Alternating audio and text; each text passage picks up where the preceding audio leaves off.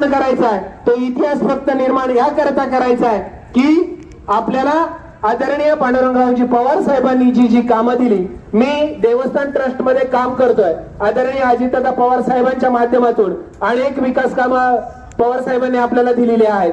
विशेष वर्ग मला एक उल्लेख करायचा आहे की आई जगदंबा मुक्ताई जगदंबा मंदिर ग्रामदैवत देवस्थान ट्रस्ट या देवस्थान ट्रस्टला जुन्नर तालुक्यामध्ये फक्त 4 देवस्थान ट्रस्टला क वर्ग दर्जा प्राप्त झाला आणि त्यामध्ये एक मुक्ताई जगदंबा मंदिर ग्रामदैवत देवस्थान ट्रस्ट खोडत या देवस्थान ट्रस्टला क वर्ग दर्जा प्राप्त देण्यामध्ये सिंहाचा वाटा आदरणीय पवार साहेबांचा राहिलेला आहे.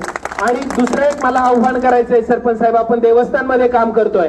ब वर्गाचा दर्जा प्राप्त करण्याकरिता अंतिम टप्प्यामध्ये काम आहे आणि हे काम करण्याकरिता आदरणीय पवार साहेबांनी सांगितलंय येणारी यात्रा 26 मार्च 27 मार्चला आई जगदंबा मातेची यात्रा संपन्न होते आणि त्या यात्रेला पवार साहेबांनी शब्द दिलेला आहे ब वर्ग दर्जा कशा पद्धतीने द्यायचा त्याची जबाबदारी माझी राहील.